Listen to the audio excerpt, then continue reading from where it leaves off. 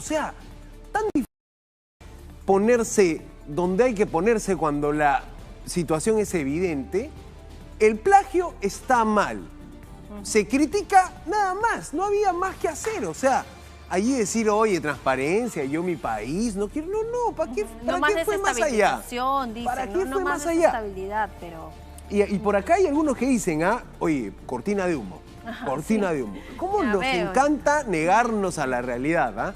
Sí. La realidad es desastrosa en muchos lugares del país, pero allá decir cortina de humo cuando estás viendo que un libro en la biblioteca, ubicado en la Biblioteca Nacional, ya pues. Sí, una situación bastante complicada y por eso vamos a conversar con nuestro compañero Hernán Florínez, integrante de la Unidad de Investigación, quien además fue quien hizo el seguimiento a este caso junto, por supuesto, a los compañeros, incluido Christopher Acosta y los compañeros de la Unidad de Investigación. Hernán, ¿cómo estás? Muy buenas noches, bienvenido a Buenas Nuevas, Malas Nuevas. Hola Hernán, felicitaciones, buen reportaje anoche. Buen trabajo. Muchas gracias a ustedes. Hernán, yo quería preguntarte primero, ¿cómo dieron con el libro? O si es que se pueden contar los detalles, las fuentes, por supuesto que no, sino cómo fue este seguimiento, que fue hace algunos meses, ¿verdad? Sí, una persona contra el equipo de que la presidenta tiene una publicación académica en derechos humanos.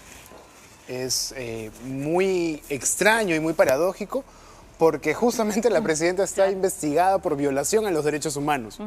Entonces eso es lo primero que nos da un talán de ver si es cierto, ¿no? Sabemos y conocemos de que los funcionarios de carrera pública dejan algunas pistas, algunas huellas de por dónde pasan, por dónde han estudiado, por dónde han trabajado, qué cosas han publicado en sus currículums vitae.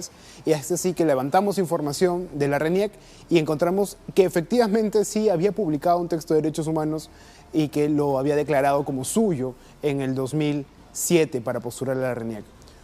Una vez con eso, lo que buscamos es ubicar el texto, ubicar el libro, porque era muy llamativo de que siendo supuestamente una especialista en derechos humanos, una académica en derechos humanos, pues tenga los problemas que ahora enfrenta. Y en ese sentido, recorrimos distintas bibliotecas hasta que en la principal, en la Biblioteca Nacional, pudimos ubicar una copia del texto, ¿no? Y al leerlo, era evidente cómo estaba redactado, las faltas gramaticales, lo disímil que era el texto. En algunas ocasiones era un texto muy básico y hasta un poco incoherente, y luego tenía giros lingüísticos, tenía algún aporte, tenía enfoque durante páginas seguidas, y luego tenía una conclusión que no tenía mayor sustento en lo que había estado redactándose. Entonces se sentía de que era un trabajo poco eficiente, por decirlo menos. Y es así que con algunos expertos de universidades, académicos, que también revisaron el texto, logramos ingresarlo a este software llamado Turnitin. Y bueno, allí todo tenía más sentido, cuando vimos que había un 55% de coincidencias o similitudes en textos precedentes, ¿no?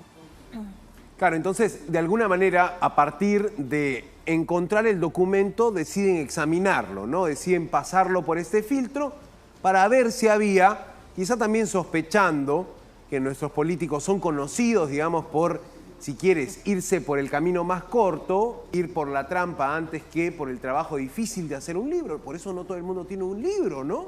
Correcto. Porque es recontra difícil armar un libro. Correcto. Es un trabajo intelectual enorme. Pero lo que se dieron cuenta fue esto, 55% de plagios. Revisando el libro, Hernán, no noto esto que podrían ser notas al pie de página, una bibliografía, nada a qué atribuirle, digamos. Aquí los autores te dejan en claro de que todo es creación de ellos. Sí, esa es una de las cosas que nos llamó la atención. Como les decía, siendo un texto tan básico, habían 6, 7 autores. No había una diferencia clara de qué cosa había escrito cada uno. Y cuando tú lees el texto no hay ninguna referencia, como dices, no hay ninguna referencia, pie de página, bibliografía, según. No ha habido un intento siquiera de atribución. Todo ha sido apropiado. Y no apropiado de una manera en parafraseos, ¿no?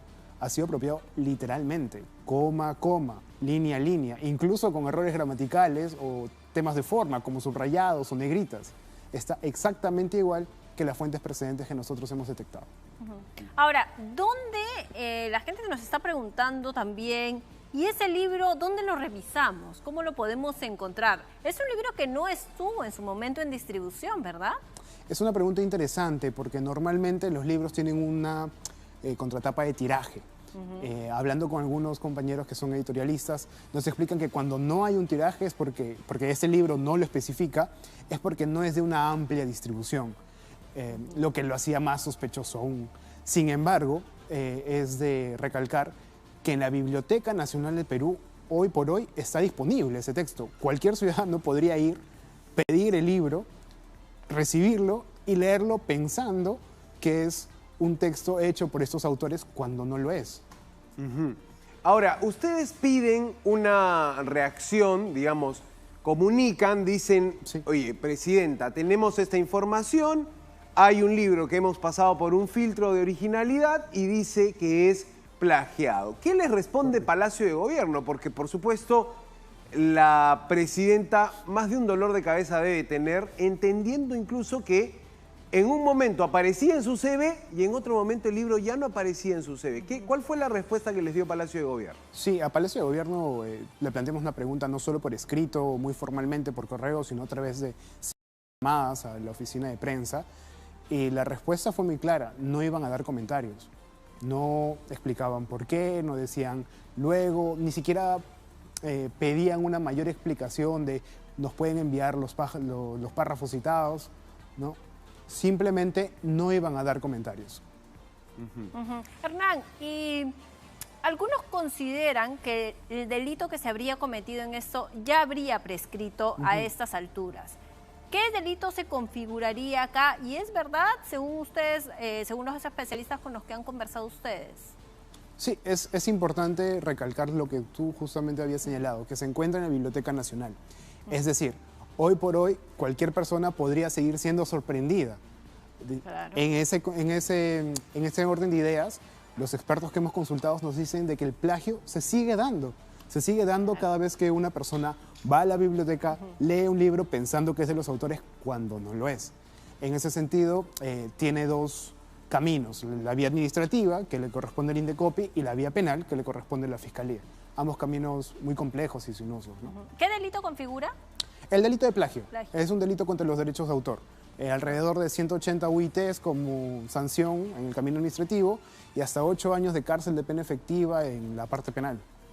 Mira, qué tremendo. Finalmente, es también una, diríamos, si quieres, una estafa al propio lector, porque le vendes como tuyo algo que tuvo otros autores y que lo está dejando demostrado la aplicación. ¿Qué se gana con esto? Dice, por ejemplo, Hernán Espinosa. Me parece válida la pregunta.